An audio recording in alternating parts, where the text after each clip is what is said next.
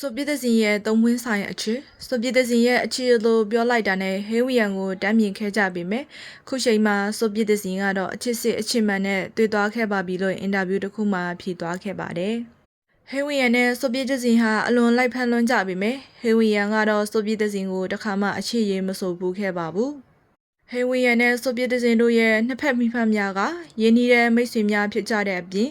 ခမီခမဲဆွေမျိုးတော်ရမယ်ဆိုရင်လည်းတော်ရှင်ကြောင်ပြောချခဲ့ကြပြီမယ်ဟေးဝီယန်နဲ့ဆိုဗီယက်ဇင်ကတော့ဘာဆိုဘာမှခုထိမဖြစ်သေးကြပါဘူးဂျင်ဖော်ဇလန်တွဲမှာလူသိများပြီးအလွန်လိုက်ဖက်လွန်းတဲ့နေထိုးနဲ့ဆိုဗီယက်ဇင်ဟာခုချိန်မှာဆိုရင်ခိုင်မာတဲ့ relationship တစ်ခုရှိနေပြီဖြစ်ပါတယ်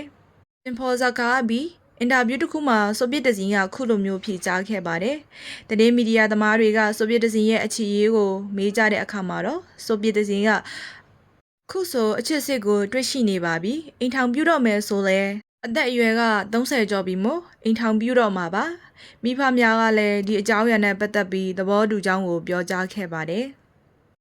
နေထို့မိပညာအကြောင်းကိုလည်းဒီလိုမျိုးဖြေကြားခဲ့ပါသေးတယ်။နေထို့ဟာဂီယိုဆိုင်ကျင်နာတတ်သူဖြစ်ပြီးအလုတ်တွဲလုပ်တဲ့အခါမှာလည်းဆိုဗီယက်နဲ့နေထို့ဟာအရန်ဘန် chemistry မိသူဖြစ်ပါတယ်။နေထို့နဲ့အတူတချင်းစီအသွတ်တွေလည်းထုတ်ဖို့အစီအစဉ်နေပါတယ်။နေထို့နဲ့အတူ surprise တစ်ခုပရိသတ်တို့ကိုရှပြဖို့အစီအစဉ်တစ်ခုရှိတယ်လို့လည်းပြောကြားခဲ့ပါတယ်။နေထို့ရဲ့အင်တာဗျူးတစ်ခုမှာလည်းဆိုဗီဟာ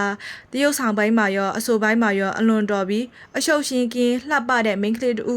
ယောက်ျားတိုင်းကတော့အဲ့လို main ကလေးကိုလိုချင်ကြတာပါပဲ။စွပီးကိုရတဲ့သူကတော့ကံကောင်းတဲ့ယောက်ျားပဲပေါ့။ကျွန်တော်လည်းအဲ့လိုကံကောင်းတဲ့ယောက်ျားဖြစ်ခွင့်ရရင်ဖြစ်ချင်ပါတယ်လို့ပြောကြားခဲ့ပါတယ်။ပရိသတ်များကလည်းအမှုလွန်နေတဲ့ဟင်းဝီယန်နဲ့စာရင်နေထွတ်နဲ့ပဲသဘောတူနေကြတာပဲဖြစ်ပါတယ်။